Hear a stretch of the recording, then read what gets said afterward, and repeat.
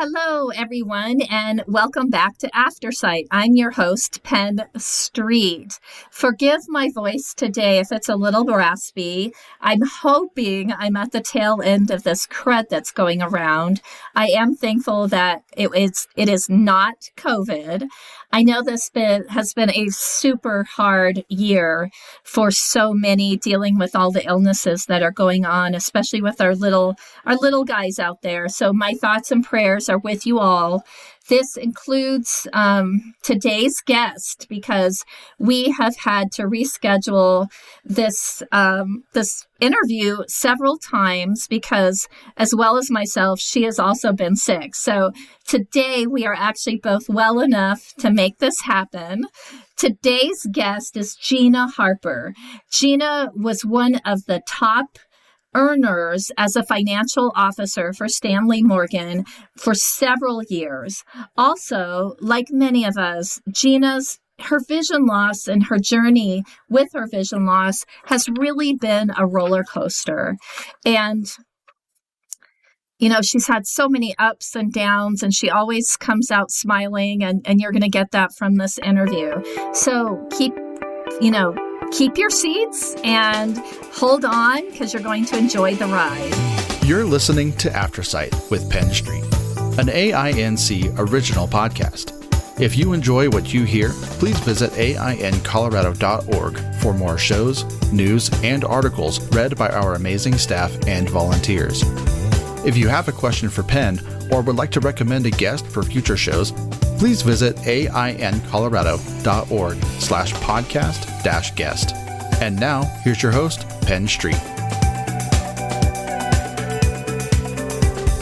Gina, welcome to Aftersight. Thanks, Penn. I'm so excited to be here and to have a conversation with you. I know we're both well or getting well and healthy, so it's great. It's great. Well, Gina, I know you're familiar with Aftersight, so you know that at the top of the show, I like to ask a few questions so that the audience can get to know you a little bit better before we dive in. Is that okay? Yeah. You didn't sound too... Yeah, I've been. This is not my favorite, but I'm going to play along just to be a good sport. Thank you. You're always a good sport, Gina. So during the holidays, do you prefer colored lights or white lights? Definitely colored. Colored? Oh, okay. Okay, that's great.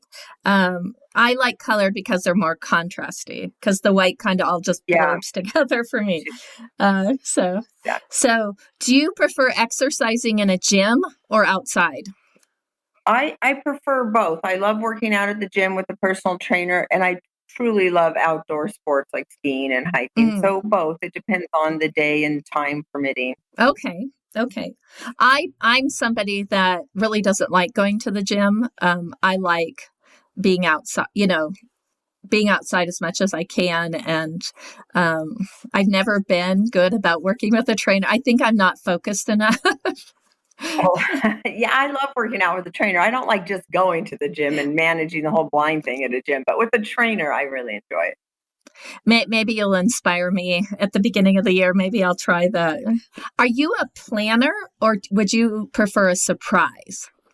Oh, I'm definitely a planner, but I'm also super spontaneous. But I include that in my planning skills. I definitely plan.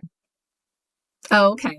Okay. Well, I feel like you have to in your career. So, yeah, exactly. And just all the things in my activities. And I love surprises too. And I like giving surprises to other people. Oh, but yeah, I prefer planning. That's neat. So Gina, do you prefer to hang out with girlfriends or guy friends? Oh, definitely girlfriends. Oh, great. Yeah. Me too. Yeah, that's just so much more fun. And I don't know, it feels free and frolicky. Yeah, I do have friends that are girls that they actually prefer hanging out with guy friends, which is, I think it's because I grew up with 7 older brothers. So, oh yeah, you probably had enough guys. I did. Okay, now Gina, I know you're ready for this one. If you had a theme song, what would it be? It would be Unstoppable by Sia. And I never really sorted out all the words, so I'm not really sure what the whole meaning is, but I think it's a real peppy song and I like the chorus and I feel pretty unstoppable. And Yeah. so that would what I would pick. I definitely agree with that. Your life, Gina, has been just, I mean, you've come up against so many barriers in your life, but you just burst through them like, Wonder Woman, which I can't wait for you to share Yeah. with the audience. And Gina, definitely thank you for, taking your time today. I know how extremely busy you are. So, well, Gina, I know that your vision loss, has truly been a roller coaster and actually continues to be so, with your adjusting to, different barriers that are coming up. And I know as a child, you were born with some vision, correct? And then there was an Yeah. incident where yeah. So can you tell us a little bit about that experience and what that led to? Oh, sure. I was born with congenital glaucoma, and I could see out of both my eyes a little bit. And I was very fortunate. This, for some random reason, one of the most famous glaucoma surgeons was at the hospital, and he noticed that there was something wrong with my eyes. And so I had my first eye surgery 3 days old, Oh, just to wow. try to manage the glaucoma. And then, sadly, when I was 3, I was playing with my brother and ran into a faucet that poked my left eye out. So then I was dealing with my right eye that had poor vision. Mostly I felt like I could see too good to be blind, but I couldn't see well enough to see actually. And Yeah. I remember in kindergarten, I was pretty high functioning. I don't know about high vision, but I could read not read the chalkboard, but read the books because in kindergarten the books, are larger print. And I just carried on just being myself with very few blindness services. And I didn't know very many blind people. And then it really kept getting worse slowly, though, super slowly. And, kids were mean to me and I wore glasses and they said all the mean things kids say to people that wear glasses, Yeah. sadly. And then in high school, I my eyes kind of took a bigger turn. Like I think like your same experience that in certain times if we have a bigger decline. And I decided to get out of high school a year early to go to college. And I absolutely hated being blind. Like I didn't want to Mm, be blind. I didn't have any good blind role models, which made things worse. I knew a few blind people that were not people that inspired me or that I could aspire to be like them. It was all bad on the blindness scene. And I was super resistant to using a cane or any tools or technology. So at that point, I was still using nothing, not even a CCTV, wow. and super struggling, like laying on my bed with the book in my face so I could be close enough to read like 2 letters at a time. And so it took me Mm, hours to do my homework. And then when I was in college, I took a wrong turn and well, I memorized my way. I had somebody teach me my way to all my classes and then I memorized the way. And one day they put up a construction zone. So I went around the construction zone and there were a few stairs that I fell down and I was fine. I wasn't injured from that. But I realized that I really needed to get some help and that I was just going to hurt myself and being in denial and hating being blind wasn't going right. to serve me. So I did decide to go to a living skills center in California called the Orientation Center for the Blind. Right. And I remember vividly the day I got there, they gave me a cane and I didn't have any training, right? They had just given it to me, but Oh, there were other people there that were farther along their journey and we went to BART and I was standing at a BART station, which is the rapid transit in California in San Francisco. And I had my cane there, and this lady came up to me and she said, "Do you need to know what BART train this is?" And I thought, lady, for 18 years, I've needed to know what bus it was, oh, what BART train it was, what street I'm at. And of course, I didn't share that with her, but that kind of changed my view, thinking like the cane. My main thing was that I thought I was going to look ugly and old if I used mm, a cane, even though I was 18 years old. And when she asked me that question, it made me realize that maybe this cane is my ticket to get help when I need it and have more Oh, information and have more ease in my life versus being ugly and old. oh, So that's sort of the beginning where I went to the orientation center. And then the orientation center was absolutely life changing. So they made us wear a blindfold, and that's controversial these days, but yeah, it was such a gift. I hated it then. It wasn't a gift in the moment to me, but yeah. and I remember going on a mobility lesson wearing this blindfold and running. I had a challenge. Like I ended up in a parking lot at a car wash, which I could hear. And then I sort of got back on track. And then I remember being nervous that I was going to fall off the curb for some Oh, reason. This popped into my head. I remember stopping and pulling off my blindfold, and the O&M instructor said, "What's going on?" I said, like, "I'm afraid. I'm afraid I'm going to step off the oh, curb." And he goes, "Your job is to walk, mine is to worry. So you walk and I'll worry." And he was a very stern guy like oh, that. And I was like, "Okay." And that's always stayed with me too. Right now I yeah. have good blindness skills and I'm like, my job is just to walk. My higher power, somebody can take care of the worrying for me and I'm just gonna walk. And so yeah, that was very life changing at that Living Skills Center. Oh, I love that. I think I'm going to use that as a mantra when I'm out and I start getting nervous, because you're a guide dog user now as I am. And even with the guide Yes. dog sometimes it's like, especially like when the bus driver lets you off at a different stop for whatever reason, or you're going to a new location. I love that. Like your job is to walk and somebody else's job is to It's to worry. worry. Yeah. Yeah. I do. I think of that all the time. And I think about that lady in the cane. And the other thing that happened at OCB is the initials for the Orientation Center for the Blind is that I had been kind of like I would say excluded for sports and things in school because they just didn't know what to do with me. So they Right, always put me in these sort of disabled PE classes, and I just didn't fit. Play right. tennis against the wall by myself wasn't super suitable. Oh, But and so I had done gymnastics. I did always put myself out, even best I could when I was in regular public school. But at OCB, they offered all these outdoor activities and activities of every kind, and it felt like Ken, I was let out of a prison. I felt like, oh, oh my god. And I signed up for everything: rock climbing, windsurfing, downhill skiing, and as a result of being at OCB and signing up for all these activities, I became a world class downhill skier, and that really added to my self esteem because I always felt like sighted people could do things better than I could do, mm, and that it was kind of competition. So all the sports and everything that I was introduced to there was also amazing. ah, yes, exactly. And have a similar story. Growing up, even though I have seven older brothers and I was a tomboy, I didn't go skiing. I live in Colorado. I didn't even go skiing until I was in college.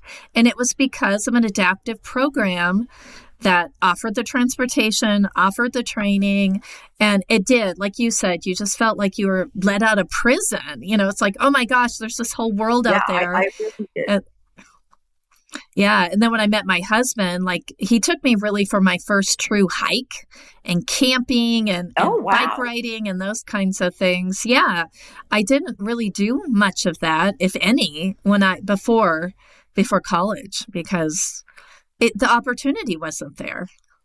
Gina, I've been, I've kind of been stalking you over the last few years because we had lost connections. Um, Thank and you.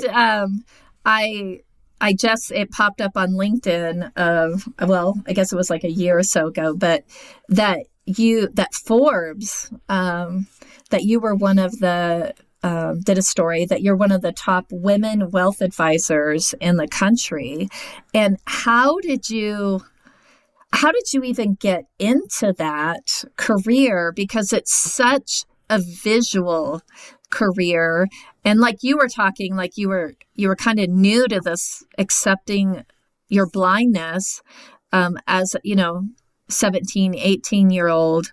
So how did you decide to go into that career?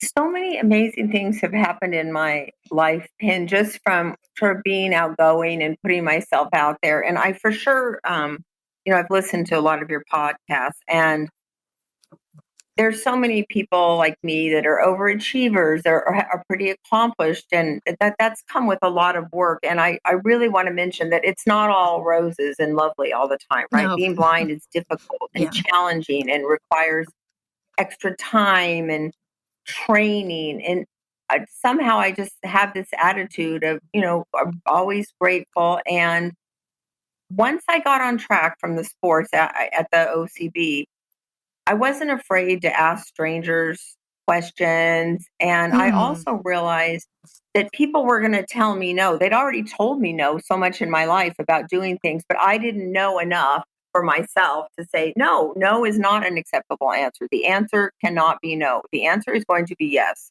And you may not give me a yes, and that's fine. I'll go on to the next person. And in the beginning, I would say I kind of overdid that because I just didn't know better, and I felt like I was fighting for my life as a blind person. yeah.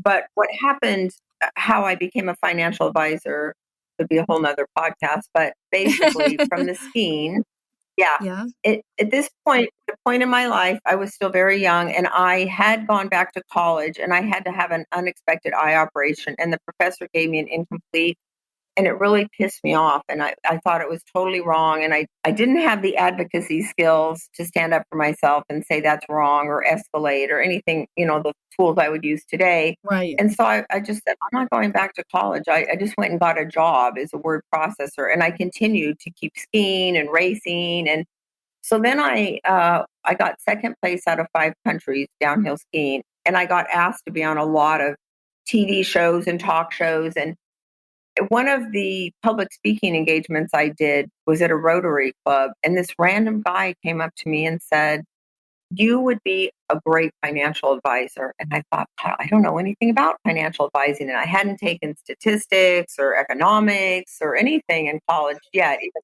and I had stopped going to college at that point. So I knew I was great at math, and I just said, "Well, that's a great idea." And he gave me his contact info. And so then after that, we had a conversation about what it involved. And I just sought out people that I knew from a church that I went to at the time, and connected. I just networked, even though I didn't know that was the Wow. ticket to life is network.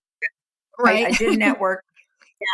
I had a couple guys give me a chance, and they said they were going to train me, and they didn't do what they said. So basically, I went back to the original guy and said, I'm working in the job. I was just cold calling, so calling strangers, which again, I had no Right. fear. It's the funniest thing. I have no problem calling strangers. And yeah, he connected me with another colleague of his that really kind of wanted a partner, wanted a junior partner, and wanted to train somebody. And the guy trained me, and he worked Wow. with me, and I checked in with him every week. And at that point, I was using a CCTV, and I was using like software at the time. There's not what there is now, large print on the computer Yeah. to do my job. And I had a guide dog and things like that, and still struggle with the acceptance point. But this guy really took me under his wing, and it was great. And from the very get go, he recorded my phone calls and reviewed like how I could say it better or how I could do it better. And that was pretty much got me on my path. Wow. And you you are a huge you were a huge success at it. You've won quite a few accolades because Oh of yeah, it. I mean, I like you said, I never kind of want to brag or anything because I prefer to be It's humble. And okay. It's okay. Here you can brag. I want you to brag. yeah, I mean, I'm very fortunate. I was in the top 5% of all women wage earners in the financial services. But more importantly, just there's only two blind women financial advisors, me and one of my, actually, a friend of mine, Donna, and she works at Morgan Stanley. And it's not an easy career as a woman. There's only 17% women Wow. in financial services overall, in banks and brokerage firms. So Wow. that alone is a challenge. And then to do it blind, and then to be at the top of your class for years is a big accomplishment. And It's huge. you know, you asked how I did it. In the beginning, I was using CCTVs and things like that. And I just always worked hard. I worked many hours a day. I worked on the weekend. And at one point, I just kind of got lonely because there were mostly men in the industry, Mm, and there weren't young women. So I asked the guy that I worked with, the one I mentioned, named Dave, if he knew any young women, and he connected me to a woman at a different brokerage firm named Carla, and we became business partners, and we were business partners all the way until I did resign from Morgan Stanley in March of this year, but for 35 years. And it was amazing. She wow. was the same age as me and, young. And what we recognized was that she loved super analytical things, and I loved prospecting and cold calling and asking people to open accounts for us. And so together we made an amazing Right. team. And then it just kind of took off from there. So I did get to do mostly what I liked and what I was good at. And it wasn't just a vision thing. I mean, it wasn't accessible really to run a huge retirement plan analysis. But regardless, my time was better used prospecting, calling people and calling clients and building our business. And she was great at the analytical stuff and really enjoyed it. So we made a wonderful team for many years. Yeah, and one of the reasons I love your story, Gina, is because it's not like, well, when I was 13, I fell in love with math and I knew that that's what I wanted to do the rest of my life, and that's where the career went. You you really sort of stumbled into this, and it was because you were sharing your story, and you were like you said, you were networking, even though at the time you didn't know that's what it was called. And that's what, when people ask me about, well, how do you get into a career, how do you meet people, how do you, it is that you have to be willing to talk to people. You have to be willing to talk to strangers. And that's, I always tell people, you just never know who you're going to meet, where you're going to meet them, when you're going to meet them. Be open, and follow through. If somebody gives you their card, or they say, you know what, give me a call. They, most of the time, they actually do mean it. So call them, Right. connect with Absolutely. them. And like you said, I do call them and say that there's nothing going to happen right now. I put a reminder for myself. I call them 2 months later. I either send them a text and just say, hey, we're thinking of you. Here's what I'm up to. So like you said, I really follow through. And it's interesting because people have asked me, like, where did that come from? I don't know, but part of it, I think, came from being sort of deprived. I think when I went to OCB, I realized what I had been deprived of and that I really had to catch up. And I was also feeling like, oh, I have to race the clock because, well, I still have a little bit of vision. Mm, But the bottom line is, I have never been afraid. And I really don't have regard for people. If they're the president of the company, like, I don't think they're any better than me. And yeah. I'll just call them up and say, hey, like, I want to have lunch with Susie. I know she doesn't know me, but could you, like, give her a message? And I don't give up if they say no. I like, and in that regard, I just consider everybody kind of an amazing contact, and you just don't know where it's going to take you, and just follow through and see what you learn and who you meet. Yeah. And I want people to know that, yeah, Gina poured, it feels like every second of your day into your career, but not entirely. You're a mom and, wife, and you travel, like you found a way to carve out this incredible life outside of work as well. And I know you continue to ski. How did you balance that? That was very hard during work. But one thing is, I waited till I was older to have children so I could have money to afford a nanny the nanny was not so I didn't have to take care of my kids. The nanny was so she could go to the store or she could cook if, it was a weekday. So it did actually free up time for me to be with my kids. And I just did always carve out time. And I worked at crazy hours, like 5 in the morning. Like both Carla and I would always start work at like 5:30 in the morning. And that's a wonderful hour and a half that everybody's asleep in California, Yeah. and you can catch up on a lot of things. And so I just made it a focus to try new things, always try new things. And it was a struggle to balance. I would say that to caused me stress trying to balance everything. But I also didn't want to miss out on those other things. And there are good opportunities to meet people that have similar interests and ultimately could become a client. Absolutely. Yeah, I agree. I totally agree on that one. So now, Gina, I Yeah, know you did eventually lose your vision in your good, I'm doing air quotes, good eye, because a lot of us have right. a good eye and a bad eye. Yeah, exactly. What, um, even though our quote, good eye is not good, but, Yeah. so what happened for you to lose your other eye?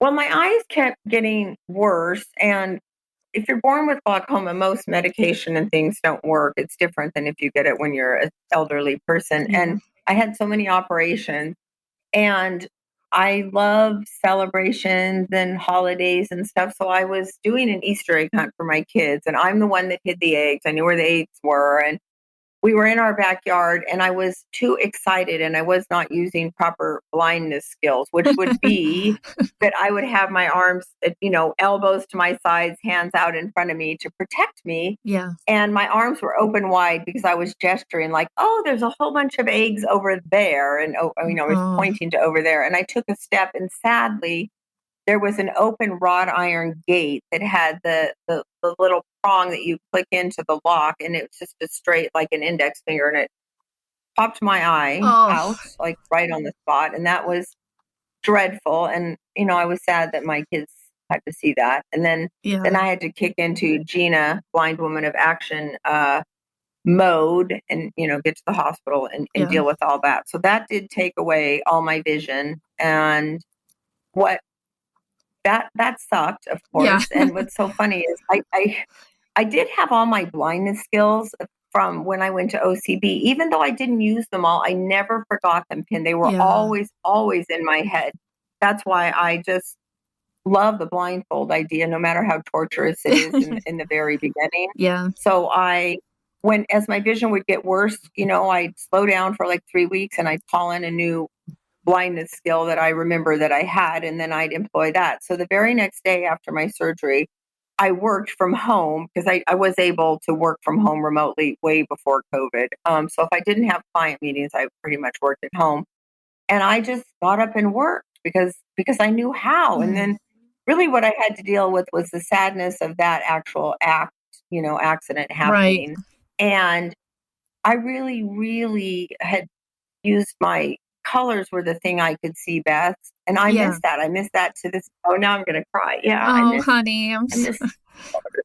Yeah, yeah, that is something I really miss. yeah, yeah. Well, and I mean, And you're in California, the sunsets, things like that. I know color. It's yeah, the and I ocean. did have to have multiple operations because of that. So as a fluke, again, I definitely do not believe in blessings in disguise. That's not a thing I believe in. Yeah, But as a result of that bad accident, and then they repaired it rapidly when it happened. So they didn't do like a great job doing what they could to, help restore what was possible. So I had to have a second surgery, but a doctor I actually knew, and he did like put my iris back in place, and he did a number of things. So now everything is totally green, and that's a retina problem, right? Because my retina detached. And so right. so everything's green, but I do know if the lights are on, and I do know like if the shade is open. But it's kind of funny. I mean, it's not really funny, but kind of funny that if the lights are on and I think they're on, sometimes they are off, right? Or it gets dark and I don't realize the change. And I do find that humorous. I don't know why it's kind of sick humor, but so I do see light a little bit, and I'm so grateful for that. And I never stop, being thankful that I can have light as an option, and that's good. Yeah, I too, I'm total in my right eye now. I ended up having to have that right eye removed, so there's nothing over there. And Right. my left eye, I still have some peripheral, and I can't see. Like people ask me if I can see color, and it's like they're not vivid. Like everything is sort of a muted color. Like I can maybe tell the contrast is different, but I can't tell like, oh, Right. green or that's red. Like it could be red or brown. Like I just know it's different than maybe white. um, Right, exactly. I believe it or not, Pin, I have that same situation because they also put an oil bubble in my eye, so it distorts things. So sometimes in like perfect everything, I know there's red there, and I'd say 50% of the time there is red there, and the other, it's green. It's not even what I think it is, but yeah. it's a combination of that retina issue and the oil bubble distorting colors. And I mean, I just remember the conveniences of if I was looking for my coffee cup, I always chose things that were bright. And even in my house today, everything is wonderfully tactile and interesting. It's been that way my whole life, and Yeah. really neat colors. Like my dining room table has black and white checks all over the top, Mm, like tiles of black and white checks, big squares, super beautiful if you like contrast. yeah, I And do. so that, really was made things easier to be able to see colors. And that's why I say, even though it's all shiny and I'm like, again, Gina, blind woman of action, overachiever, because being blind is really does have real challenges, and it's hard, and it can suck. Yeah, and I love how I have not been to your home, but we came close the last time I was in San Francisco. But Mhm. it was a whirlwind of work Yeah. things. So maybe in the future. But is that when you don't have vision or you have some vision, you can still create a beautiful environment in your home, your work area. It doesn't have to be sterile, like even tactile. Tactile can be beautiful. It doesn't have to Oh, absolutely. be. I mean, I think people should not lose sight of the fact that they can create an amazing world for themselves, one that they love and also looks beautiful to other people. And some examples of that would be every counter I have in my house, kitchen, bathroom, has really neat edging. It's curved, like the edging is curved. And then the Oh, fireplace yeah, has beautiful wood, like inlaid kind of roping. It's wood, but it feels like a rope all the way across. So if you yeah, touch it, awesome. and it also looks aesthetically beautiful. Ah, All the pillows on my couch have different kinds. Some have baubles, some have fringe, some are suede, some are furry. So my whole world to me is beautifully tactile, and it does look very beautiful to sighted people as well. So that's a fun thing people can like add to their life if it is kind of boring or not so interesting for themselves. absolutely. And Gina, I know you can't talk a lot about it, but I know you had a horrific accident during COVID. I think it wasn't very long ago. And It was right before right before, COVID. and the reason, and I've talked about it because it's an accident that really could happen to anybody, whether you're sighted or blind. But it really woke me up to, we all have accidents, and the first thing that always pops into my mind when I fall or trip is, oh, I didn't see that, or oh, I was not careful enough, or um, but sometimes you just have accidents. Sighted people have, more sighted people get hit by cars than blind people. But like when a blind, Oh no, but when a yeah, blind person ab- gets hit by a car, oh, it's because they couldn't see. It's right. never, well, the sighted driver wasn't paying attention. It's usually, well, Right. No, yeah, exactly. yeah, And and it actually was during October 2020. yeah, and that really changed your world too, and um, Yeah, that was what, like you said, I met so many people, that sighted people, that have had random accidents, just like breaking their ankle or their foot or their knee, just completely random. And so that was kind of refreshing, again, in a super twisted way, right? yeah, It's not just blind people, but yeah. And in that case, that it was just an actual accident. Like I was going through a doorway and I was misjudged which door I was at, which could happen to yeah, anybody. And it was one of those fire doors where you have to like push it away from you really, it's heavy. And so I had to let go of my dog's harness. And this is where people like try to pass blame. Well, you could have done a spin turn. It's like, that is No, ridiculous. yeah. First of all, I don't even know what a spin turn is. Okay. And what happened was then I took a step, and it was a very old fashioned building. And so the landing was very small. The first step was at the door frame. So when I took the first step to let my dog pass to get in front of me again to use her properly, I was already going down the stairs. So yeah, I was, and they were those old fashioned, horrible, like cement stairs with the metal edges. Oh, So my head hit every step, and oh, yeah, that was oh, horrifying. And I remember just like, I have got to go. I have a doctor's appointment. I have 2 meetings this afternoon, and like, where's my dog? And then she, of course, came to me. I thank God I let go of her leash, or I would have killed her, broken her neck oh, or something. yeah, And I just carried on with my day, and I went to the doctor, and they're like, "Oh, how are you?" I'm like, not that great. I just yeah. fell down the stairs and bashed my head, and I think my arm's broken. Oh, And I just carried on, Pin, because I'm I me. And so I know. didn't even go to the doctor I know. for, he did for 2 days. Oh gosh. Yeah. Gosh.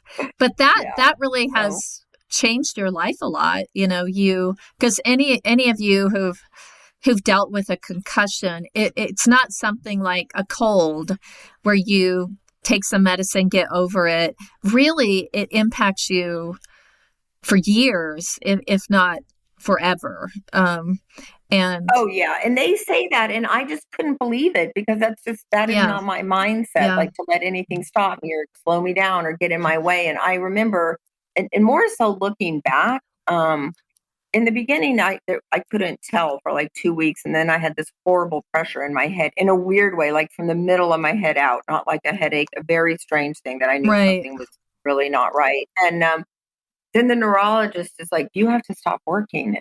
And I said, I can't stop working for like 20 days, because it's going to take me more energy to finish up to pass it on to somebody else. And I hate when I hear people say that, but real life is that's true it is sometimes for true. me to Yeah, explain a project and give it to you. So then I said, I'll stop. And I did my best. And then I noticed I started not being able to remember my credit card numbers, or mm, if you told me a phone number. Like, I have this innate ability to memorize mass amounts of data. And that's another thing that helped me in my job. I just yeah, could remember everything. Sort of like photographic memory, but I don't know that that's what it would really be called. I can imagine these things in my mind. And yeah. then I just couldn't. I just couldn't. Mm. And I had this huge sensitivity to all like Jaws talking, my Apple Watch Oh talking wow. made me physically extremely ill, and the whole thing was horrible. And I'm still dealing with a bunch of that stuff, but I'm much, much, much, better, going in the right direction. And that is one reason why I left Morgan Stanley. Is the neurologist said, "You are foolish to go work 10 hours a day and memorize all that stuff. That is just not a good setup for anybody, Right. for a sighted person, for any human being. That is not a good thing to do." And so it took a long time for me to acquiesce and resign from my job, but I did it. And so now I'm getting to travel and do lots of fun things and catch up on everything I was behind on my to-do list. I know you just came back from this incredible trip. I was following you on social Yes. media. I'm so jealous. Um, Gina, Yeah. could you, because I do know that you travel quite a bit and you have travel plans coming up, could you share, like, what's some advice you could give as for somebody who is blind that's going to be traveling, especially internationally? Do you have any tricks that you follow or advice that you could give on that? I have a few, and some of them are basic, but one is I have these little handles. They're like handle grips, so they're pink and orange. They're bright colors, and I put it on my backpack and my suitcase, so that when it goes up in the overhead bin, I can feel it myself. But if some nice Oh, person says, "Oh, would you like me to grab your luggage?" Um, I can say yes. It has the bright pink handle on it, and that is oh, super easy. great idea. Yeah, so that's one. The other thing is, and my husband always makes fun of me. Truly, he makes fun of me. It's hilarious. So I developed this system like 5 years ago, that when I get on a plane, I say to the first flight attendant I say, "Hi, my name is Gina."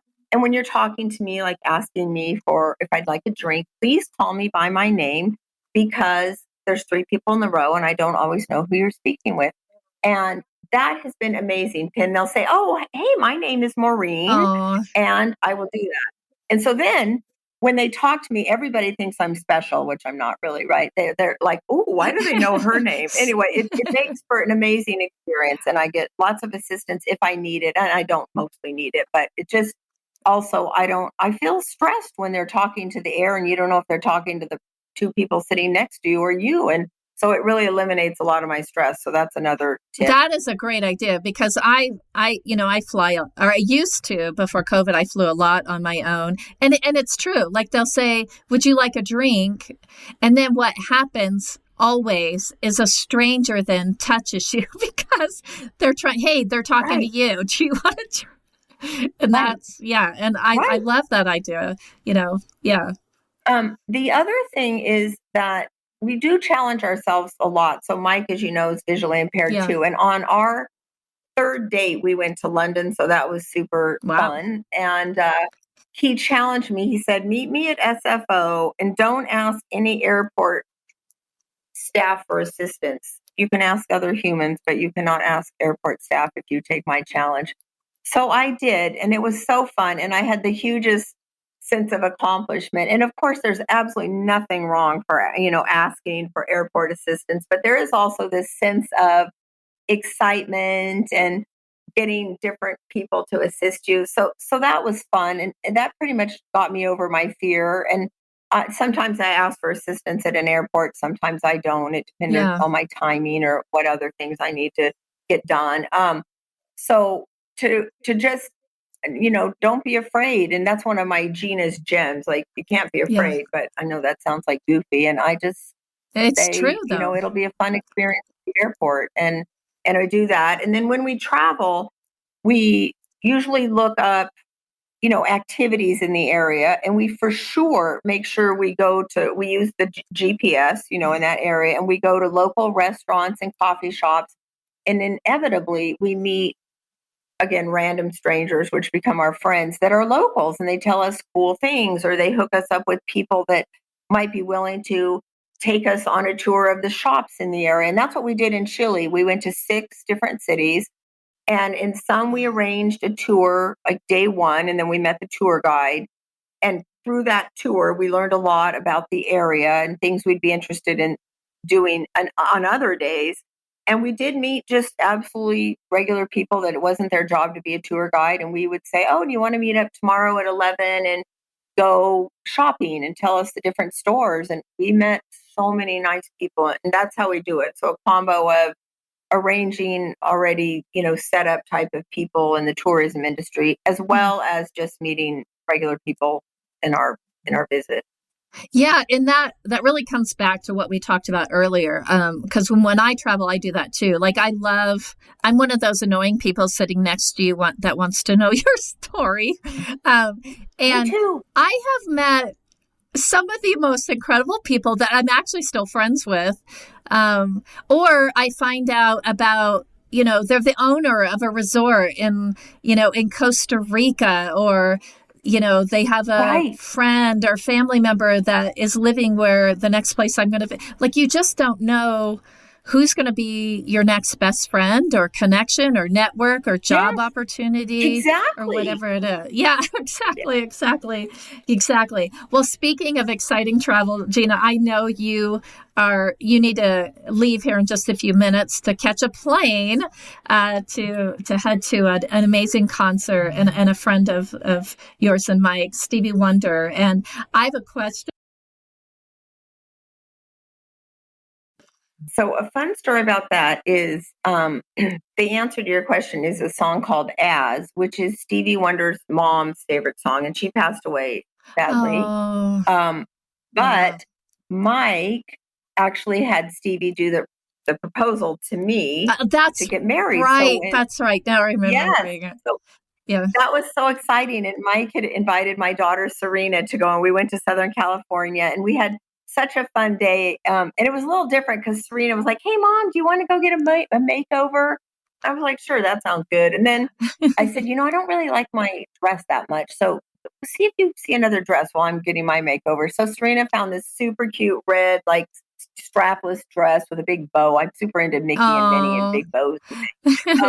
So then we go to the concert, and I remember that Serena and Mike were texting on their phones, and I was thinking, that is so rude. That is the weirdest thing. Why are these two texting? As mom and, girlfriend at the time, Yeah. it's not really my place to tell them to stop texting. So then in the middle of the concert, Stevie says, okay, I want to dedicate this next song to my good friend Mike May and his girlfriend Gina, who's going to become his fiance tonight. And then he Oh my played, gosh. yeah, it was amazing. And Serena was all involved. And then he Oh. played this song As, and Herbie Hancock was also there. So, and As is kind of a Oh. long Stevie Wonder song that's super beautiful. And that was Yeah. really special. I mean, it just still warms my heart. And yeah, Oh. that was very special. And Mike always teases that he set the bar really high for other Oh people who my have to gosh. do I proposals. know that. Yeah. I think that wouldn't be hard to beat. Yeah. Stevie Wonder is, well, not just, everybody loves Stevie Wonder, but as a blind child Yeah. and teenager Yeah. and his music And and he's his, such a nice guy. yeah. And he's just a generally very peaceful, Mm, sweet, just a really nice guy with really nice energy and not like crazy gregarious. right. I'd say he's actually kind of an introvert, not for me to judge him, but Yeah. just very grounded and sweet and kind. And so that always sticks with me because we get to hang out with him a lot too. We don't just go to the concert. And Right. so just Right. being around him, and there's times where he'll sit before the concert and just sit like, I don't know if he's meditating or what he's doing. He's just sitting, and I'm Yeah. sure, Yeah. collecting himself and getting his inner I love all of right. his songs. Yeah. Yeah. Oh, Well, me I too. think, So that's all of us do. Yeah, all of us do that when we're going to work. Yeah, one of my favorite songs of his. I have so many, but is "You Are the Sunshine of My Life." oh Even yeah. now, like I'll play that just in the background, just to kind of put me in the right frame of mind. And also, no matter how blue I am, sometimes it just Yeah. it just picks me up. So, so you can tell I love that too. Stevie, I said hello. So Gina, what's next for you? I know you've got some big plans coming up, in February. Oh, yes. One thing is I decided that I might want to go back to school since I never finished or something like that. And so in deciding that, I was able to become a client of the Department of Rehab in California.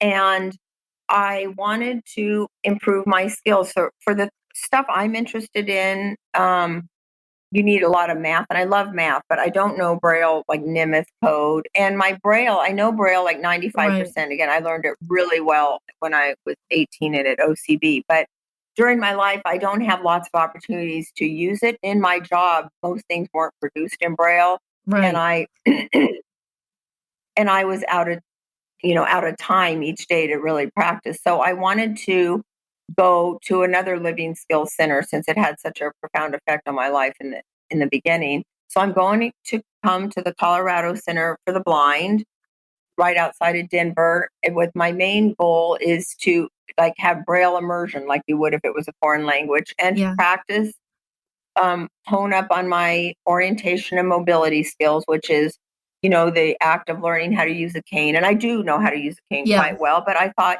maybe something's changed, or maybe I kind of lost a little of my confidence falling down those stairs. Yeah. And I prefer using my dog, but I know for sure that it's important to have really good cane skills. And I just want to brush up Yeah. on that. And they also have a household repairs class. Like, I just love everything, Jen. So I'm going to take that, and they have art. And so I'm very Yeah. excited to go there. Yeah. And I'm And excited because then we can yeah, reconnect in person, and we'll I have know, some. I'm looking forward to us going uh, skiing. That's going to be Yeah, great. maybe we can The get other away thing from I've it been for. doing, which is fun, is I've been producing like TikToks and Instagrams under the name Gina, Blind Woman of Action, with the goal of educating people and really little snippets, because Mhm. people ask, a lot of things of blind people, like, how do you find your shampoo, or how do you find the dishwasher in your house? And Absolutely. a lot of things like that requires us to educate people, which I have about 80% patience to do that mostly. And So wait, that has been, slow down. yeah. Where can we find Okay. those? Say it one more time. Where can we find those? So my videos that I've been posting, you can find them on Instagram and TikTok and Facebook under Gina, which is spelled Gena. So Gina, Blind Woman of Action. And they're all little snippets on how we as blind people do things. And I definitely sometimes post what isn't great about being blind, because I do think that's important. Right. And that's more real than all the shiny stuff on social media. Absolutely. Absolutely. And I love, Gina, that you're you're a mentor for so many, but I do really appreciate that you sharing that even if you've been blind your whole life, it's good to go back and go back to the basics, because also training has changed. There's new ways of doing it. Technology's changed. And I don't care what field you're in, of study or your career, it's always good to get those refresher courses. But again, That's how I feel. I'm being selfish because I'm going to love having you in Colorado. So, well, Gina, I know you got to go, but I always give I've been asking you question after question. I always give my guest an opportunity to ask me a question. Do you have a question for Penn Street? What is your favorite hobby? My absolute favorite hobby is downhill skiing. In the winter, obviously. If I could do it year round, I would. I love the freedom that skiing gives me. I wear a headset with my guide, so there's nothing like I get to go down the hill just like everybody else. I'm not using a guide dog. I'm not using a cane. And yes, I do wear the bib that says blind skier on it. But that's a good thing to do. Yeah.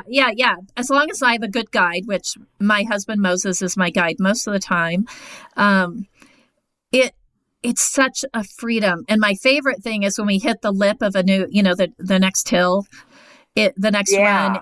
And there's my husband or my guide will say, Penn, there's nobody. Nobody's out there. Nobody's behind us. Just go.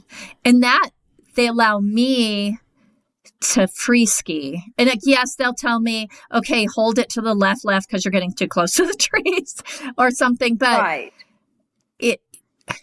it's so rare. And and anybody who's blind or visually impaired knows this. It's so rare for us to just be free like that and let go. And I totally agree. I know we're trying to wrap it up, but I had this realization in the last couple of years about that for me, and I think it would be similar for other blind people, but the whole like flight or fight type of thing is that a lot of times we don't know what's happening next. And even though we're comfortable and we do know how to use our canes, you just never know if the next step going to be a construction zone. It doesn't mean we have to fall down the stairs or fall in a hole, but we have to be prepared every minute for the unexpected. And sighted people, they just don't have to go through that. Right. I think it adds a degree of stress and anxiety to our life, even if you have the best of skills. Yeah. And that's, I work on when I'm in really safe environments, just tell myself. So to say to myself, like, you're really safe right now. You can just breathe comfortably and know you're safe, and also be free, like you're talking about in the skiing, to have a sense of freedom that we don't normally have. Yeah, because even with like swimming, and I'm not a great swimmer, but even swimming, I don't like. I would never go out like into the ocean and just start swimming. Yeah. There's just nothing like skiing for me where it's that freedom. And I have a really good friend, and she actually might be skiing with you when you come out to Colorado up at Eldora. Mindy, hello, Mindy. She's, Mindy. she's being trained on how to guide people who are blind skiing. And last weekend they had to close their eyes and ski without their vision. And that, they had a guide guiding them. And Mindy, and she's known me for a number of years. She's even skied with me, but she was so overwhelmed with with Oh, the yeah. experience. It actually made her nauseous. And I said, yeah, how many times have I gotten nauseous skiing? And you told me just to suck it up. But Right, it was exactly. but it was such a good experience for her that she's like, I get it now. Like, I actually get it, to, as much as you can in a day. But Right. Yeah. she is loving to learn, and it really is opening up all these doors for her. Because like you said, sighted people just don't get it, of how Right. even the simplest of tasks takes up more of our brain. I mean, there's been studies that show blind people use more of their brain than people who are sighted, because we have to. Right. And luckily we have those Right. kinds of brains that have that. But I wish there were more opportunities for sighted people to kind of step into our shoes every once in a while. I do think that Yeah. just I mean, in that general. would be fun. Yeah. Yeah. Oh, well, Gina, what would be the takeaway you'd want people to walk away with today after hearing this? Well, I know you have a wide audience. I think it's really that you have to put yourself out there, even if you're uncomfortable. You don't really have an option if you want to have like a full, amazing life. And if you don't, then you are not going to make the most of your life. And that if people tell you no, don't believe them. Yeah. Keep at it, persistent, ask somebody else, and dream big, and just don't let the blindness get in your way. And it will slow you down, and it will be challenging, but the rewards, they're worth it. That's really what my bottom line is. The rewards are worth all that it takes to be an independent blind person with an amazing full life. That's right. That's right. Well, thank you. Those are beautiful, beautiful words. And again, Gina, thank you so much for taking time. Oh, yeah, this was great. I'm so happy we got to make this happen. Yeah, me too. And we'll see each other in February, March after you get settled in Colorado. In Colorado. So I also, please say hi to Mike for me. And I'm joking about Stevie Wonder, but please tell Mike. Oh, yeah, don't worry. I'll say hi to Stevie and tell Moses hi. And I hope you have a wonderful holiday. Yes, with the holiday coming up. I also want to thank everybody at Audio Information Network of Colorado for making AfterSight possible. I get to do the fun part. I get to talk to people like Gina, but they really, really do the hard work out there. They get to do the stuff that's not quite as fun. And I do want to wish all of you a holiday season that is filled, with light and with joy, or however you're going to celebrate the end of the year and the beginning of the new year. And remember to be kind to yourself, and find a way to be kind to somebody else, because it is truly good for your soul. So I will see you next week. Gina, go catch your flight and have. Yeah, thank you. Thank you. Take care. Thank you, Gina. Bye-bye.